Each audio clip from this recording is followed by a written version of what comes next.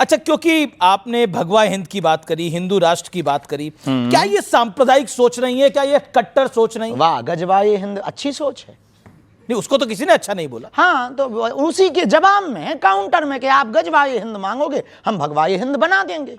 लेकिन फिर ये ध्रुवीकरण होता है इससे ना। ध्रुवीकरण वो कर रहे हैं, हम थोड़ी कर रहे हैं भाई साहब। हमें क्या लगी? अब किसी ने कहा, हमारा सीधा सा सिद्धांत है, कुछ लोग इस गजवा हिंद की बात भी कट्टर सोच है, और भगवाए हिंद कट्टर सोच नहीं है। भगवाए हिंद है वसुधैव कुटुंबकम। कैसे?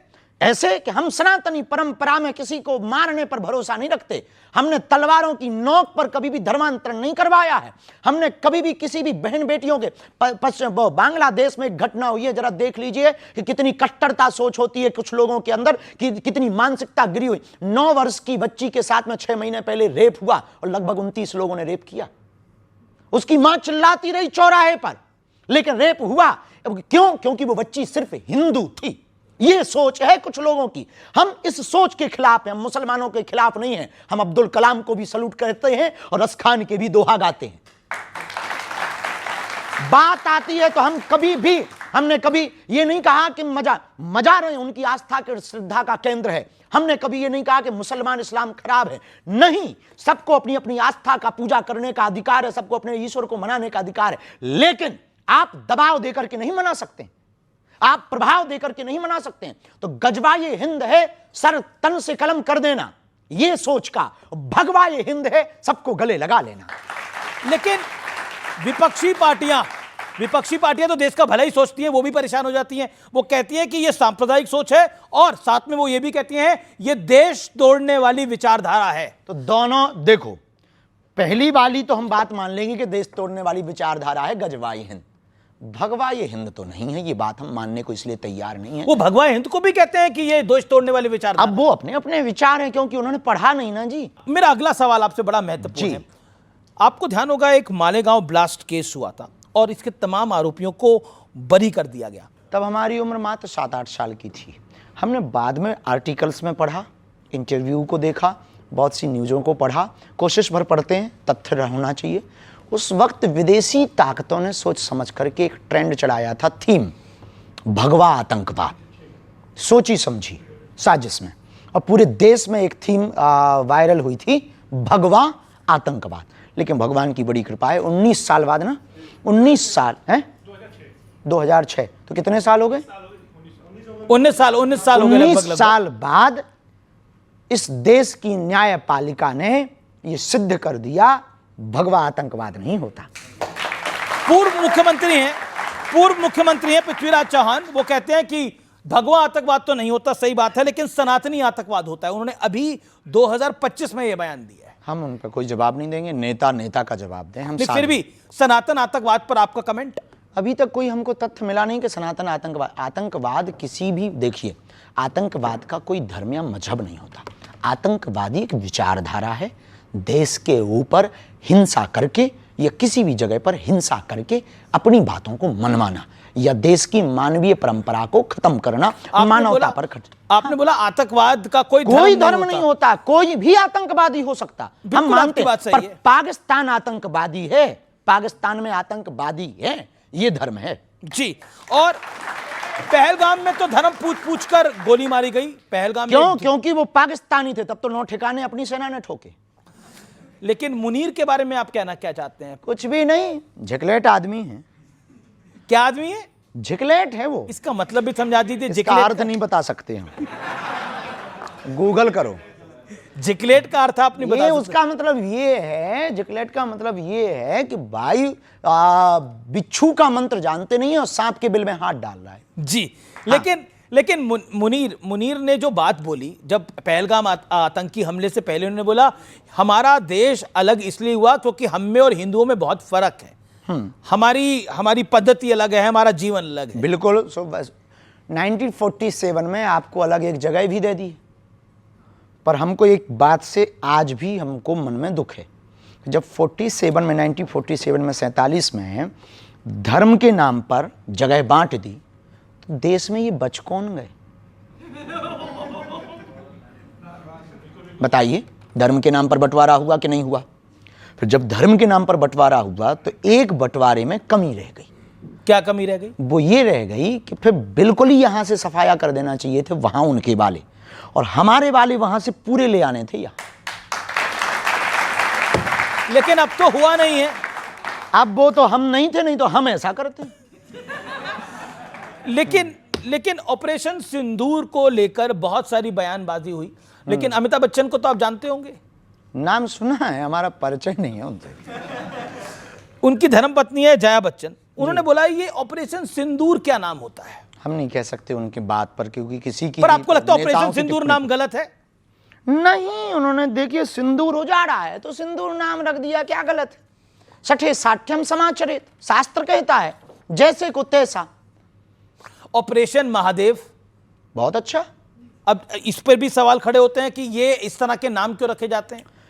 अब कुछ लोगों को तो पहले पढ़ाया जाता था गा से गणेश, तो कुछ लोग कहते थे इससे सांप्रदायिकता फैलती है, तो फिर गा से गधा पढ़ाया जाने लगा, और गा से गणेश बंद हुआ, गा से गधा पढ़ाया जाने लगा, तब से हो गया खेल, गधे ही पैदा हो रहे हैं। अब मैं आपको बताता हूं, बाला साहब ठाकरे की जो पार्टी है, उनकी पार्टी के एक संजय हैं और संजय राउत, वो कहते हैं कि ऑपरेशन महादेव, ऑपरेशन सिंदूर जैसे नामों के जरिए धार्मिक रंग दिया जाता है। नहीं, महादेव संहार के देवता हैं और शंकर जी सबके हैं। इस दुनिया में 3000 साल पहले जी कोई भी दूसरा धर्म नहीं था सनातन को छोड़कर। अब कोई अपने बाप को बाप नहीं बोल रहा तो ये उन लोगों की गलती है। कुछ सवाल ले लेते हैं। मैं उदय शहरी, भगत, सन्यासी या इनकलाबी, तीनों में श्रेष्ठ कौन है? भक्त यानी भक्त, भक्त ऐसी बात है ना, भक्त, सन्यासी और इनकलाबी। राष्ट्रप्रेमी, राष्ट्रप्रेमी, यही तीनों ही जो ठीक हैं। देखिए, भक्त और सन्यासी दो अलग नहीं है, एक ही हैं, जैसे चीनी और शुगर, ठीक है? दोनों। भक्त के बिना सन्यासी नहीं हो सकता, भक्ति के बिना सन्यासी कैसे हो सकता, और भक्ति के बिना इनकलाबी भी नहीं हो सकता। राष्ट्र की भक्ति ना हो तो वो इनकलाब जिंदाबाद कैसे बोलेगा? दो लाइन में मैं वंदन करूंगा कि चुरा कर रंग जीवन के सत्य सनातन धर्म के मंच पे आए हैं। समय की दौड़ में हमने यहाँ कुछ पल बिताए हैं। मिलेगा साथ शास्त्री जी का हम सम्मान करते हैं। सुशोभित मंच से हम वंदन बारंबार करते हैं। जय श्री राम।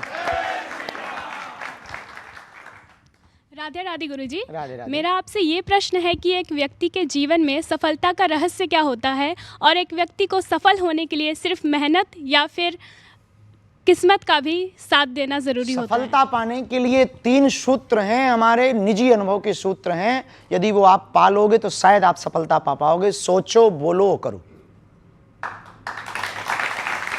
पश्चिमी विचारक ने कहा है कि जो आप सोचेंगे वो आप बोलने लगेंगे, जो आप बोलेंगे वो शब्द बनेंगे, जो शब्द बनेंगे वो आदत बनेगी, जो आदत बनेगी वो आपके कर्म बनेंगे, जो कर्म बनेंगे वो आपका भाग्य बनेगा। जी, सवाल मेरा सवाल ये है कि हम जैसा देखते हैं कि हिंदुत्व पर कुछ भी बोल देना बहुत आसान होता है, कोई भी अपनी मर्जी से जो मन में आता है बोल देता है, लेकिन और धर्मों में कुछ भी बोलना, उस पर फिर हम देखते हैं कि जैसे अटैक हो जाते हैं, हमले हो जाते हैं, लेकिन हिंदुत्व पे और फिर उस पर कोई एक्शन भी नहीं होता। तो इसको आप कैसे देखते हैं?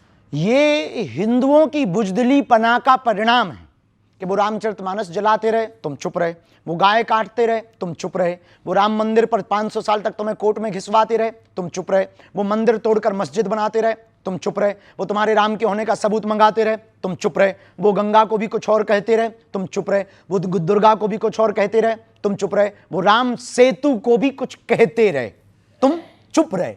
राम सेतु का अर्थ ही है राम सेतु, फिर भी वो राम सेतु का मतलब पूछते हैं। इसका मंतव्य हिंदू बहुत बड़ा बुजदिल है। कुंभकर्ण के बाद यदि कोई सोया है तो हिंदू सोया है। आपको क्यों लगता है कि हिंदू सोया हुआ है? यदि हिंदू सोया ना होता तो इतने लफड़े होते? हिंदू सोया ना होता तो हमें क्या आपके साथ डिबेट करना पड़ता?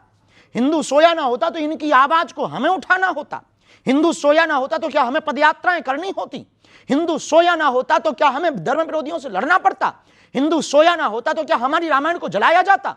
हिंदू सोया ना होता तो क्या हमारी आस्था के प्रतीक तीर्थ राम मंदिर, कृष्ण मंदिर या संबल में मंदिरों को तोड़ करके दूसरे मजहब के आस्था के केंद्र बनाए जाते? हिंदू सोया ना होता तो क्या हमारे राम को काल्पनिक कहा जाता? हिंदू सोया ना होता तो क्या द्रौपदी के ऊपर परिहास किया जाता? हिंदू सोया ना होता तो क्या हमारे प्रभु श्री राम के बारे में अनर्गल टिप्पणियां की जाती? हिंदू सोया ना होता तो क्या इस देश में गाय कटने के बूचड़ खाने होते? हिंदू सोया ना होता तो क्या यमुना गंदी होती? हिंदू सोया ना होता तो क्या गंगा गंदी ना होती? हिंदू सोया ना होता तो क्या हमारे तीर्थों पर ब्लास्ट होते? कि हिंदू सोया है। लेकिन ऐसा माना जा रहा है कि अब मोदी के शासन में आने के बाद बीते 11 साल में हिंदू में एक चेतना हुई है, राम का मंदिर भी बना। निश्चित रूप से राम मंदिर बनने के बाद और सनातनी परंपरा के लोग आने के बाद लोगों को बल मिला है। लेकिन एक अकेले प्रधानमंत्री नरेंद्र मोदी, एक अकेले बागेश्वर बाबा, एक अकेले शंकराचार्य, एक अकेले बाबा जगतगुरु रामभद्राचार्य, एक अकेले स्वामी बाबा प्रेमानंद या युवान, इन लोगों से देश का उद्धार केवल अकेले से नहीं होना है। प्रत्येक व्यक्ति को सनातन का फाइटर सिपाही बनना पड़ेगा। एक प्रश्न मेरा पूरी जनता की तरफ से, इस देश के युवा से बाबा बागेश्वर को क्या उम्मीदें हैं? संस्कार और संस्कृति और सनातन और भारत के संवर्धन की उम्मीद है। ये आपको उम्मीद है। चलिए कुछ और प्रश्न है, सवाल ले लेते हैं। हाथ खड़ा करें जो सवाल पूछना चाहते हैं। गुरुजी, आपके विचारों से हिंदू राष्ट्र में जाति आधारित भेदभाव को कैसे खत्म किया जा सकता है? जाति हो इससे कोई दिक्कत नहीं, पर जाति अभिमान नहीं होना चाहिए।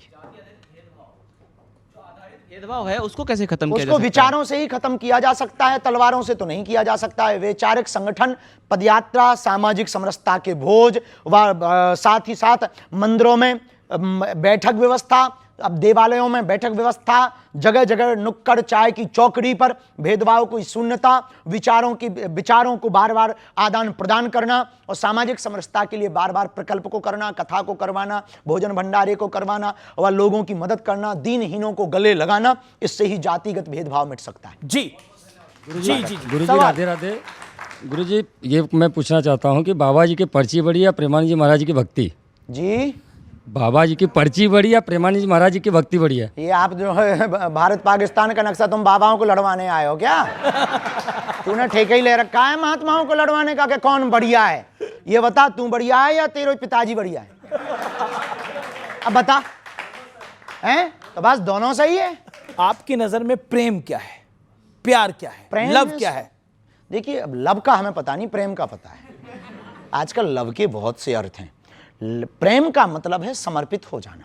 प्रेम का मतलब है, बिंदु जी की एक बहुत अच्छी लाइनें थी, मैं अगर देखूं तो देखूं मगर तुम ना मुझको देखना, तुमने अगर देखा तो फिर मगरूर हो जाऊंगा मैं अगर चाहूं तो चाहूं मगर तुम ना मुझको चाहना, तुमने अगर चाहा तो फिर प्रेमी नहीं मजदूर हो जाऊंगा मैं। लेकिन राधा और मीरा के प्रेम में, प्यार में, इश्क में और आज की जनरेशन की इश्क तो नाम ही मत लीजिए। नहीं, तो आज प्रेम ही नाम लो, बहुत बेहतर। तो आज की जनरेशन की मोहब्बत में क्या फर्क है जी? आज की जनरेशन की मोहब्बत वो में क्या फर्क? शाश्वत प्रेम है, पवित्र प्रेम है, और आज का प्रेम वासना का प्रेम है। आज का प्रेम है भोग का प्रेम। आज का प्रेम है सिर्फ शारीरिक सुख का प्रेम। आज का प्रेम है क्षणिक में बदलने का प्रेम। आज का प्रेम सिर्फ बिस्तर तक रह गया है। बुरा मत मानना, आपकी टीवी पर ऐसी बात बोलेंगे कई लोगों को लगेगा बाबा बहुत विचित्र बात बोल रहा। बिस्तर पर ले जाने वाले तुम्हें बहुत लोग मिलेंगे, मंजिल पर ले जाने वाला कोई मिलेगा। तो आप राधा और मीरा के प्रेम को आज के प्रेम से नहीं तोल सकते, क्योंकि आज का प्रेम वासना का है। मीरा और राधा का प्रेम उपासना का था, और मीरा और राधा ने सिर्फ कृष्ण से प्रेम किया, और आजकल के बेटा और बेटी तो भगवान ही बचाएं। क्या आपको आज के बेटे और बेटियों में, लड़के लड़कियों में क्या गड़बड़ दिख रही है? कुछ भी गड़बड़ नहीं, हमें तो सब अच्छे ही दिख रहे हैं, हमें क्या लेना देना। हम उनको एक सलाह कोई देना चाहेंगे आप अपनी तरफ? यही सलाह देंगे कि देखो भाई, बुरा मत मानना, ये प्यार मोहब्बत, इसके जो भी तुमने नाम देते हो ये सब बाद में कर लेना, पहले सफलता पा लेना। पहले सफलता पा लो। अब ये डोनाल्ड ट्रंप को क्या टेंशन है आपकी राय के अंदर? हमारा पड़ोसी तो नहीं है, दूर है डोनाल्ड काफी। ट्रंप तो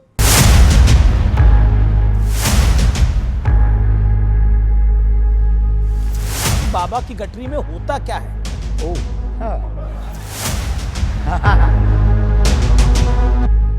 अब आप बताइए, इतना महंगा चश्मा, यॉट पे घूम रहे हैं, किसी हलवा नाथ ने फोटो खींची।